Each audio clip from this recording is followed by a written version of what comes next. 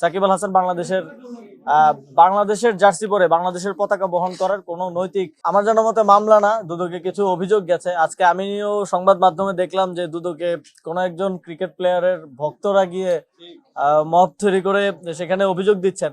এখন আমারও একটা অভিযোগ আছে যে মানে কোনো তখন আমি সরকারের দায়িত্বে থাকাকালীন জুলাই গণঅভ্যুত্থানের বিপক্ষে অবস্থান নেওয়ার কারণে এবং শেখ হাসিনাকে এন্ডোর্স করার কারণে বলেছিলাম এবং সিদ্ধান্ত নিয়েছিলাম যে সাকিব আল হাসান বাংলাদেশের জার্সি পরে বাংলাদেশের পতাকা বহন করার কোনো নৈতিক অধিকার তার নেই।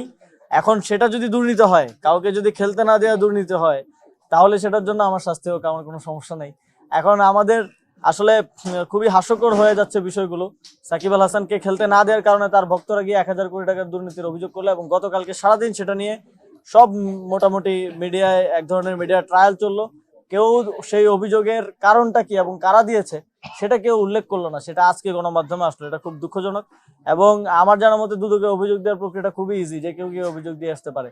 কিন্তু তারপরেও তাদেরকে কেন সেখানে মব তৈরি করতে হলো বা সেখানে কেন এইভাবে লোকবল নিয়ে, আমার ধারণা হচ্ছে এর পিছনে কোনো ধরনের উস্কানি অথবা ইন্ধন আছে। কোনো যদি সুস্পষ্ট কোনো এই ধরনের হাস্যরসাত্মক অভিযোগ ছাড়া যদি কোনো সুস্পষ্ট কারো অভিযোগ থাকে, আমি মনে করি সেটা সে করতে পারে। এটা গণতান্ত্রিক দেশে সবার সে অধিকার আছে। কার যদি আমার থেকে কোনো কিছু জানার থাকে, আমিও সেটা স্পষ্টভাবে, আর এখানে গোপনীয়তার কিছু নেই, সেটা স্পষ্টভাবে বলার জন্য প্রস্তুত আছে এবং সহযোগিতা করতে পারি। রাজনৈতিক দিক থেকে আমাদের এই জোট ছিল একটা কৌশলগত নির্বাচনী ঐক্য। তবে এনসিপির রাজনীতি সবসময় আমরা বলেছি যে আমাদের ডিস্টিংক্ট কিছু নেচার অ্যান্ড ফিচার আছে এবং সেগুলো নিয়েই আমরা আমাদের রাজনীতিটা করব। এবং আপনারা আমাদের নির্বাচনের প্রচারণায়ও সেটা দেখেছেন আশা করি।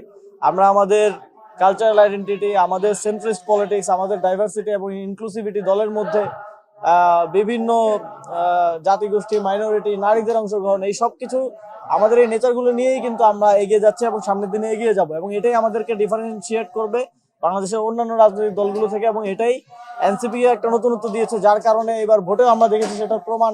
বাংলাদেশের মানুষ এনসিপি কে সমর্থন দেওয়ার মাধ্যমে, এনসিপি কে ভোট দেওয়ার মাধ্যমে সেটা প্রমাণ দিয়েছে এবং এটা আমরা আমাদের রাজনৈতিক যে স্বাতন্ত্র যে কমিটমেন্ট সেটা ধরে রেখেই সামনের দিকে এগিয়ে যাবো।